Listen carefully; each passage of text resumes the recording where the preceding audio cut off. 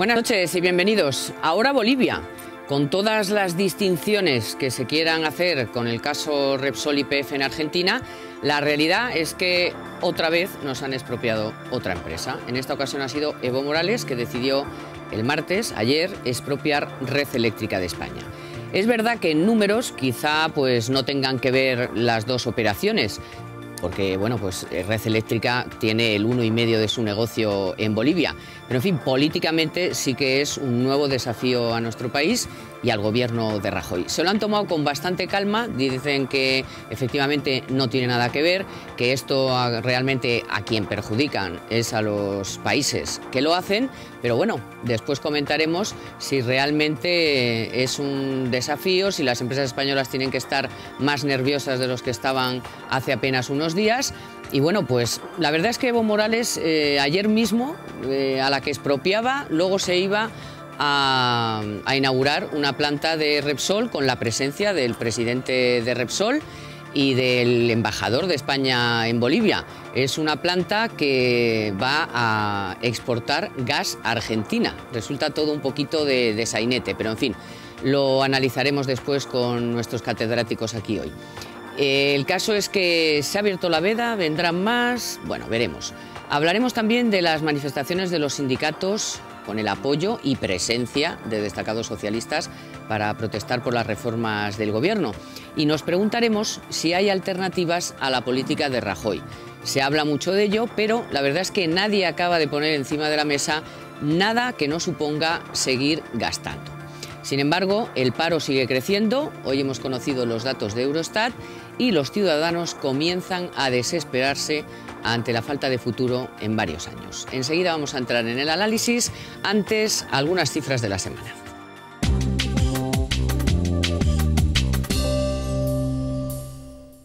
Entre ellas, esas que les comentaba, son datos del primer trimestre, son datos de Eurostat, de Europa. Dicen que España está ya en el 24,1% de paro. Eso significa que 1 de cada 3 parados europeos es español. Y solamente les daré una referencia. Austria y Holanda están en pleno empleo, prácticamente, tienen uno el 4% y otro el 5%, y Portugal, ya no nos queda ni Portugal, que siempre lo teníamos un poco de parapeto. Bueno, Portugal tiene el 15,3% de paro, España el 24,1%. Y bueno, otras cifras de la semana son las de pernoctaciones de alojamientos turísticos y también el Euribor de abril, que por lo menos da una alegría a los que les toque ahora renovar la hipoteca.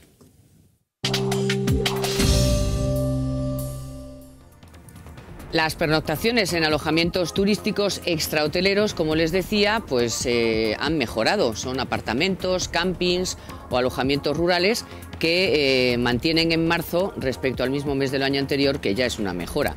Han aumentado un 2,2% en el primer trimestre de 2012.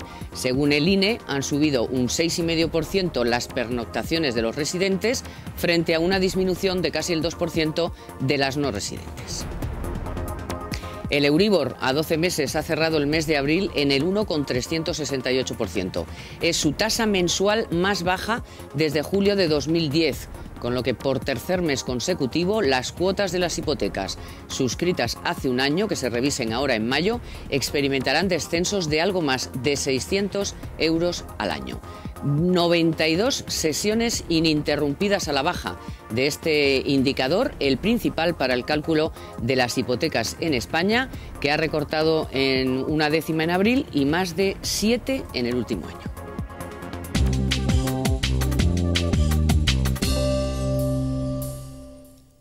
Bueno, y vamos ya con el análisis, que hay muchísimos temas que analizar y que desmenuzar. Esta semana me acompañan para ello el profesor Raga. Muy buenas noches. Buenas noches. Y el profesor Cabrillo. Muy buenas noches. Muy buenas noches. Hoy me he rodeado de dos maestros para no hacer el ridículo. Bueno, y como primera propuesta, Bolivia. Es verdad que económicamente, el 1,5% del negocio de Red Eléctrica en Bolivia no parece que sea un desastre, pero yo creo que políticamente sí que es un cierto desafío. Es decir, se ha abierto la veda contra España. ¿Creéis o pensáis que no tiene nada que ver un tema con otro? ¿Cómo lo veis, Raga? No, pero yo no estoy de acuerdo en que no tenga tanta importancia. La importancia es la misma. Es decir, es no reconocer un estatus jurídico de cuando un inversor entra en un país, que casualmente Red Eléctrica tenga un gran negocio en España y que en consecuencia lo que tiene en Bolivia es una pequeñísima parte de ese negocio. Esto no disminuye el hecho, es decir, disminuye las pérdidas que pueda tener la empresa española como consecuencia de la nacionalización, pero el hecho para mí es exactamente el mismo. Vamos a escuchar, si os parece, cómo lo dijo, porque este hombre parece que lleva bolas en la boca y no se le entiende muy bien, pero en fin, el resultado es el mismo. Hemos decidido, presidente, vicepresidente, el gabinete, nacionalizar la transportadora de energía de electricidad. Para aclaración ante la opinión pública nacional e internacional, esta empresa antes era nuestra y lo que era nuestro ahora estamos nacionalizando. Cabrillo. Bueno, lo notable es que diga antes era nuestra. Es como si yo le vendo a alguien mi coche y digo, un día se lo quito y digo, oiga, es que antes era mío. Oiga, usted lo vendió, ¿no? Usted dio ahí participación. Hombre, ¿Te parece suficiente, como han dicho, que están más tranquilos porque además se ha comprometido a pagar el justiprecio, cosa que Argentina no, claro? No, Argentina no va a haber justiprecio, veremos si aquí hay justiprecio, pero el problema es de mucho más calado, es decir, sin motivo alguno, porque lo del porcentaje de inversión es falso. Ayer aquí en Libertad Digital estuvimos haciendo unos números de porcentaje de inversión sobre volumen de facturación y nos salía que aproximadamente se había estado invirtiendo el 15% del volumen de facturación anual, no de beneficio, de facturación, que es una cifra de inversión muy elevada. Es verdad que la facturación es pequeña, pero el porcentaje de facturación sobre ingresos es muy elevado. Entonces, que en esta situación se diga que se entrega a los bolivianos, como además los bolivianos antes no tuvieran luz, ¿no? Es decir, se dijo Evo Morales, el ejército tiene que garantizar la electricidad a los bolivianos. Mire usted qué pasa, que antes no encendían la luz, cuando probablemente les vaya a ocurrir que lleguen a su casa y no puedan encender la luz será dentro de unos meses. Lo que sí tienen de igual los dos casos es la situación de ambos países, o sea, y la situación de los dirigentes de esos países con la población. Es decir, Evo Morales ahora mismo tiene en contra incluso hasta a los que le apoyaron. Bueno, Bolivia está hecho un desastre, Argentina también, no apoyan, en fin, tienen muchos lugares comunes, sí, y luego un objetivo único, que es España. Eso es lógico, ese tipo de actitudes es lógico cuando uno está inseguro y no es capaz de hacer nada provechoso, entonces busca algo. Para ellos, esta nacionalización es lo que para nosotros en el zapaterismo fue la alianza de civilizaciones. Es decir, hay que buscar algo de qué hablar para no hablar de los problemas del país y de los problemas míos como gobernantes del país. Ahora, decías antes si esto es que pasa que a España le toman, bueno, a España, pero más que a España, ¿eh? A España, por supuesto, porque no se les ocurre, a los argentinos no se les ocurre nacionalizar las empresas inglesas, ni mucho menos las alemanas, y anda que no tienen conflicto con los ingleses, ¿no?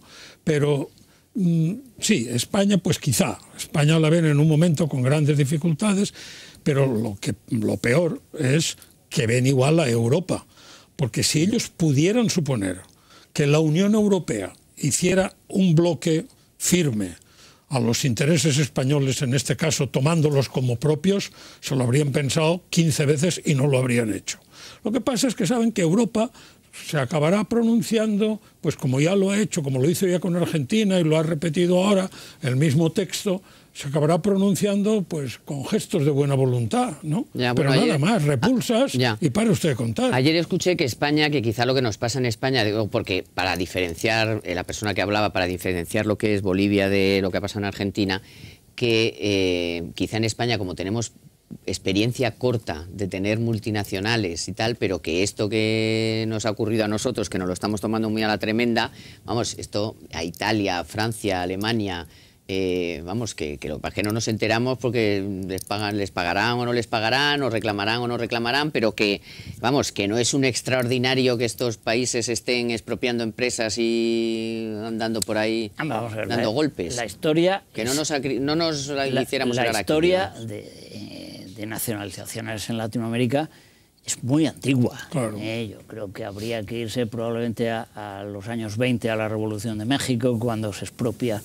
el petróleo que estaba en manos británicas y holandesas principalmente. Las malas lenguas siempre dijeron que los Estados Unidos estaban detrás para quitarse a empresas europeas competidoras, y luego ha habido una serie de nacionalizaciones durante mucho tiempo. Pero ¿qué ocurre? Que pareció que hace unos años América Latina había cambiado, claro, que se habían convertido en países serios, que eran países con futuro.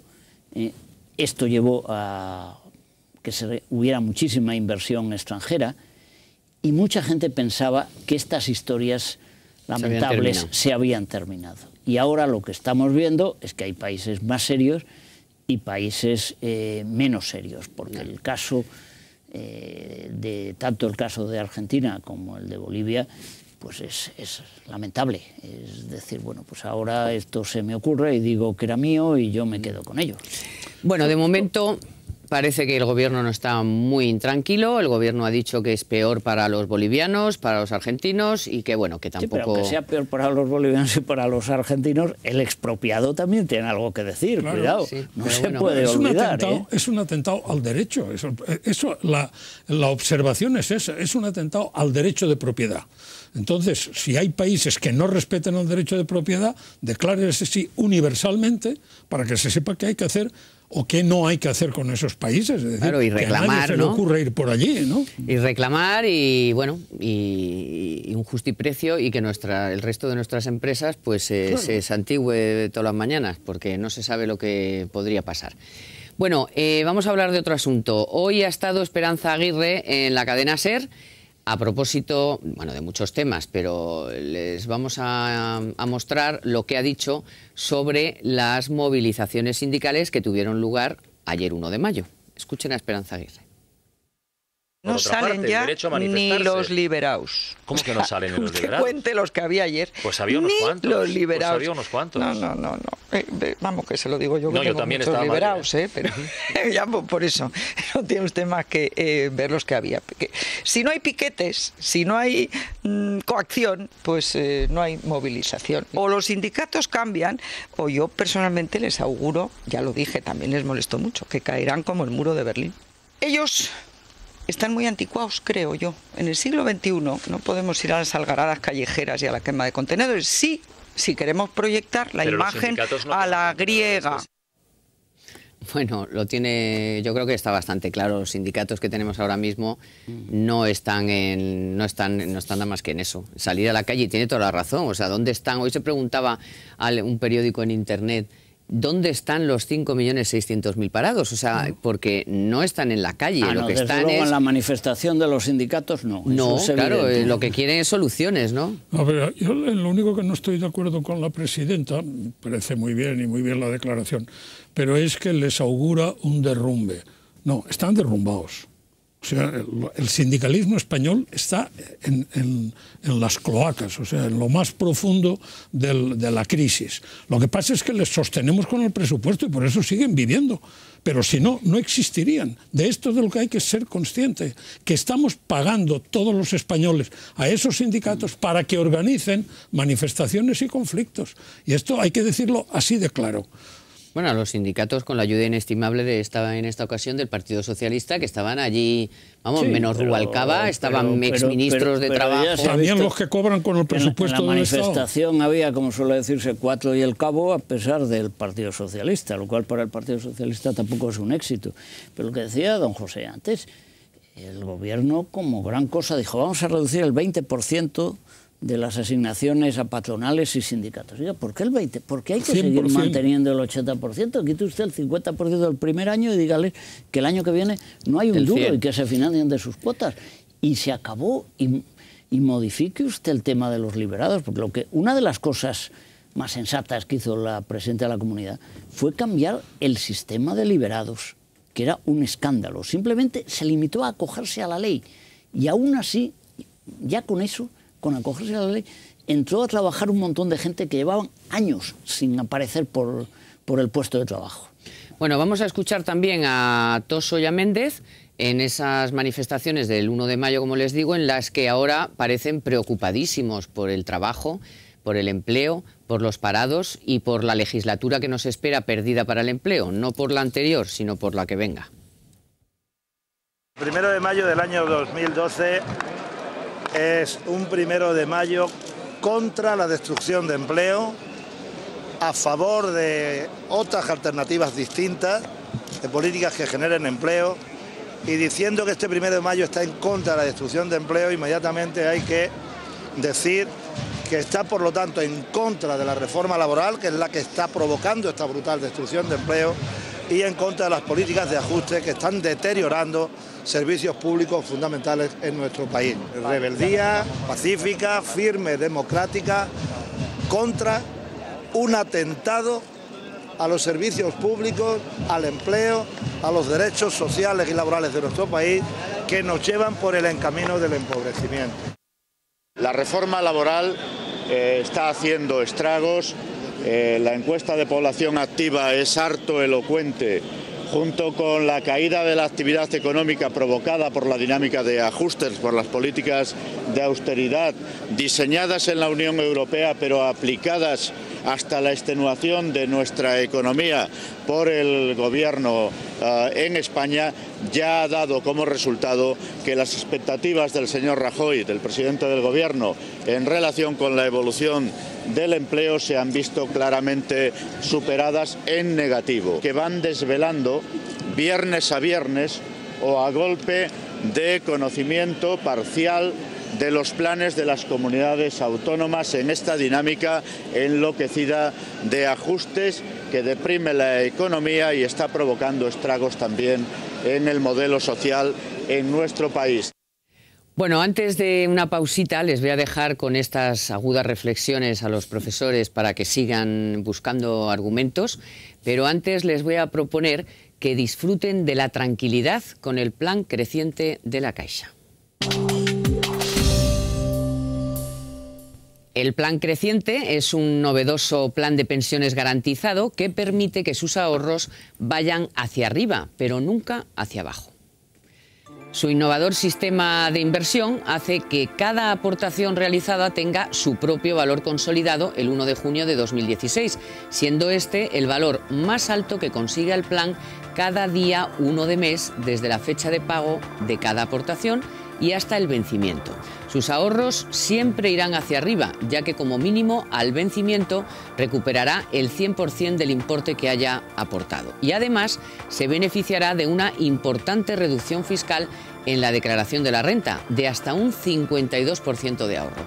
Para más información ya saben que pueden acudir a cualquier oficina de La Caixa o visitar su página web www.lacaixa.es.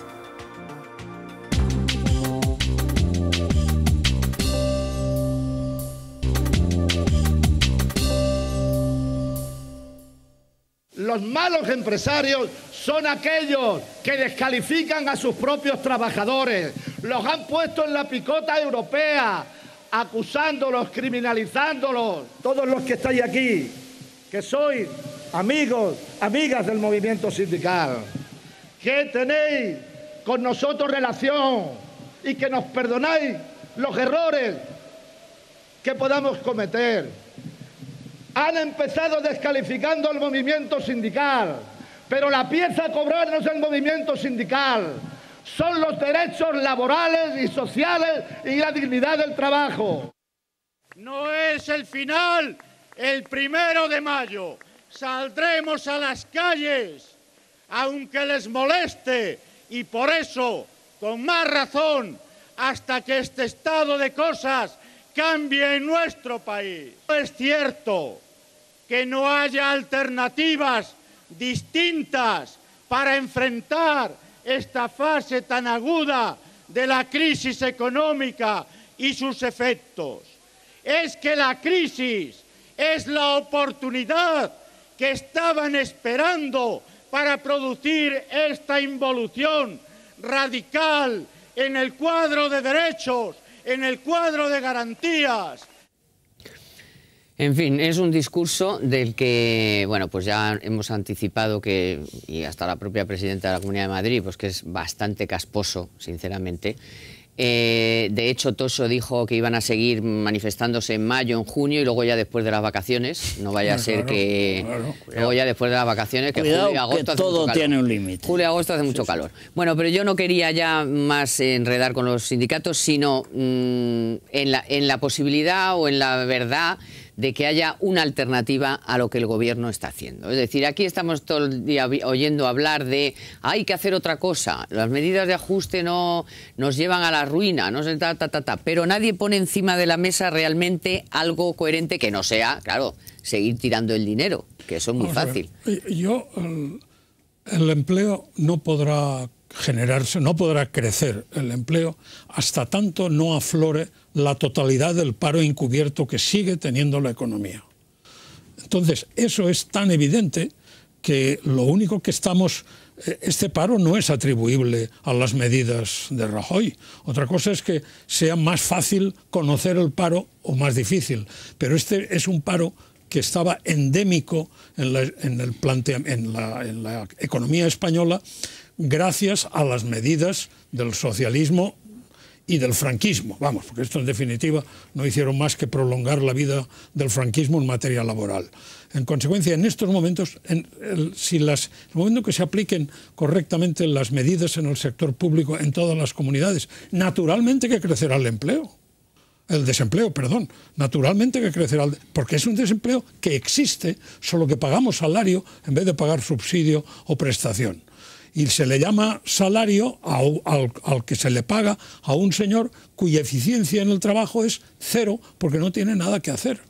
Entonces, mientras todo eso no salga, que hay una buena parte en el sector público y todavía una parte en el sector privado, lógicamente el desempleo seguirá creciendo. ¿Imputable a qué? A la economía que hemos tenido hasta el momento de las elecciones y que todavía no ha conseguido resolver el tema.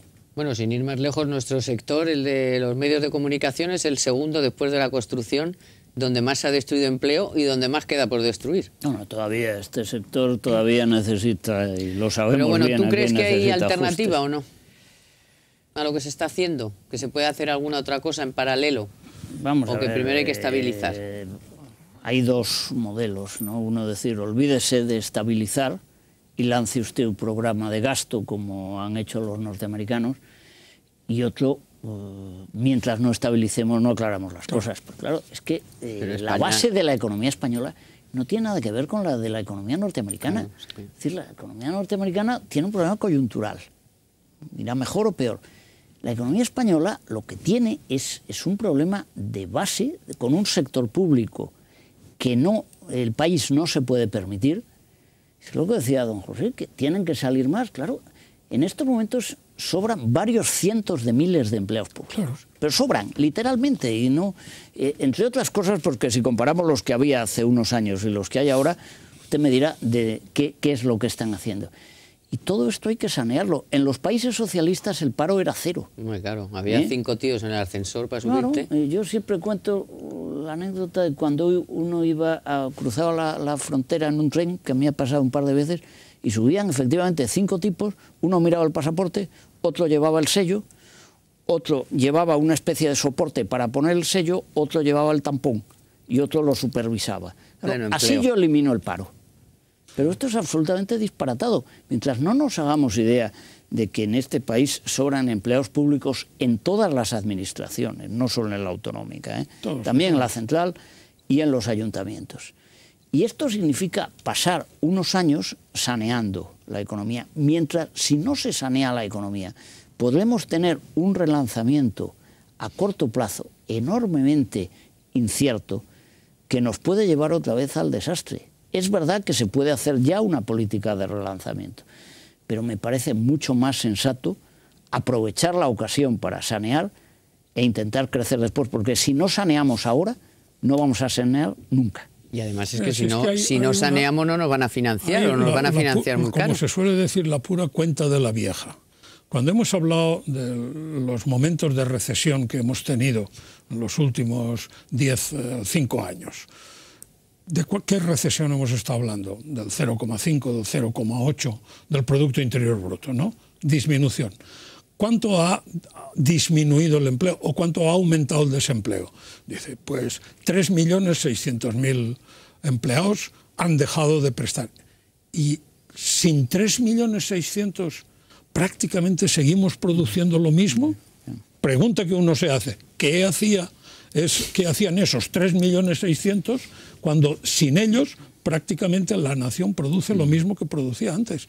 Que den respuesta a eso. Estos señores, el famoso Tojo y el famoso Méndez, que den respuesta a eso. Te dirán, ¿y eso qué es lo que es? Claro. Si no, pero ¿qué me está hablando? E insisto que apenas hemos tocado el sector público, cuya productividad en cualquier aproximación que se ha hecho es escandalosamente baja. Bueno, ahora veis las medidas que se van a tomar no solo de búsqueda del fraude en todo tipo de prestaciones, sino también en la administración, que no sé, en fin, por supuesto, diferenciando, que no estamos diciendo, yo por lo menos no, que todos los funcionarios y todos los empleados públicos sean unos bandarras y unos vagos y tal, pero que efectivamente hay bolsas de fraude.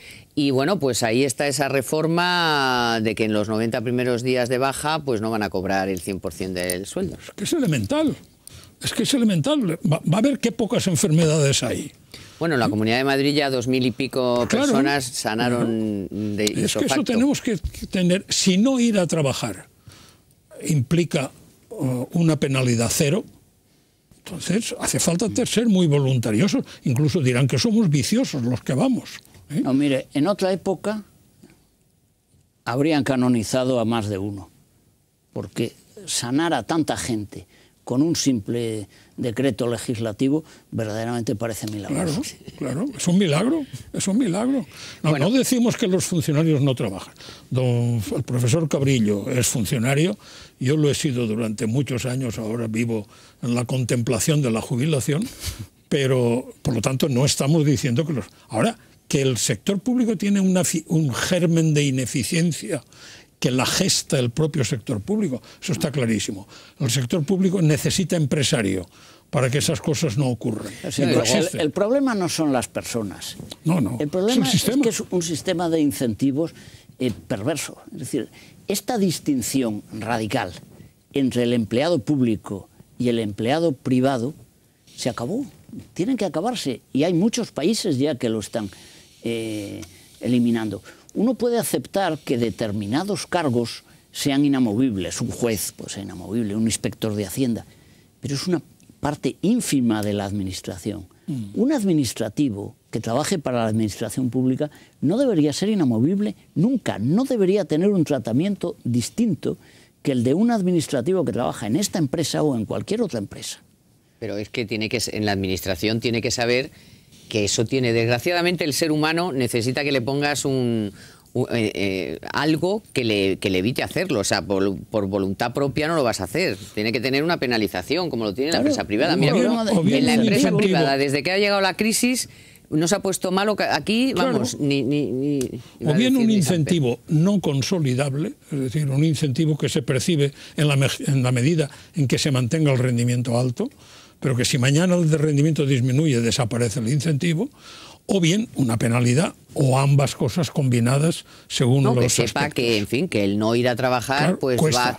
Y que va a haber alguien que lo va a vigilar. Claro. El problema es que ahora no lo vigila nadie. Si el Estado tiene déficit en un momento dado y tiene que prescindir de personal, tiene que hacer lo mismo que estamos haciendo en esta empresa y en todas las demás empresas. Si hay que reducir personal, se reduce personal. Esta idea de... Es que yo hice una oposición a los 25 años y ahora que tengo 54 sigo viviendo de aquello. Eso es insostenible. Sin haber mirado una letra desde aquel día. Aparte de eso. No, pero cuando se habla de medidas de relanzamiento, la izquierda siempre está pensando en un gasto público. Es decir, promover el crecimiento a través del gasto público. Gastando. Les pregunto a la izquierda, ¿el gasto público de dónde? ¿Más endeudamiento? ¿Más endeudamiento externo? Las empresas están ya sin financiación. ¿Y quién nos va a financiar ese endeudamiento externo? Si no esa saben, es la pregunta. Si están dudosos de que vayamos a pagar lo que ya debemos. Por eso, esa es la pregunta. Mientras no estabilicemos, yo creo que no hay camino más que tender a la estabilidad. Bueno, hay que estabilizar la economía y muy importante para conseguir esa estabilidad es que el sistema financiero deje de estar en el ojo del huracán.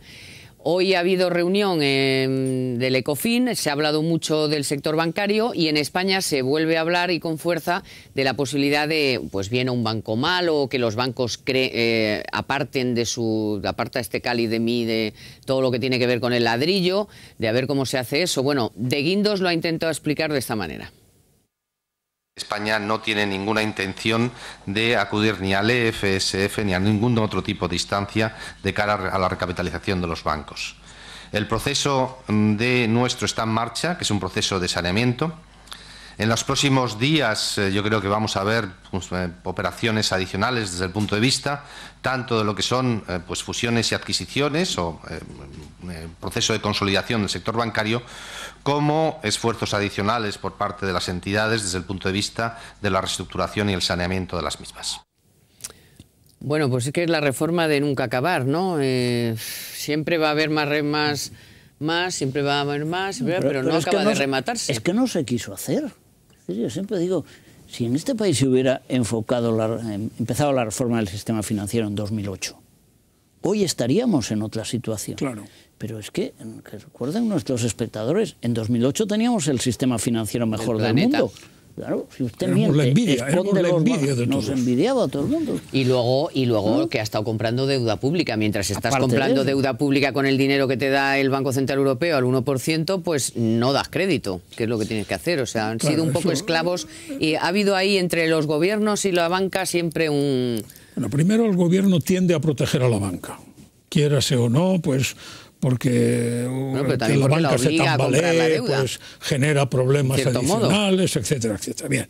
Ahora, el problema, yo creo, es que hay bancos que deben de quebrar. Hay bancos a los que a sus administradores hay que demandar judicialmente y perseguirles judicialmente. Es que lo mismo, si eso es gratis, no esperemos nunca tener honestidad en la gestión de las entidades. Entonces, el encerrarnos en la fórmula de fusiones, algunas veces lo hemos comentado, yo creo sobre todo en las tertulias de noche que compartimos, pero que se fusionen tres idiotas acaban formando un idiota mayor. Lo que es difícil es que la fusión de tres idiotas genere un listo. En consecuencia, el planteamiento es que hay bancos que no se sostienen, que quiebren.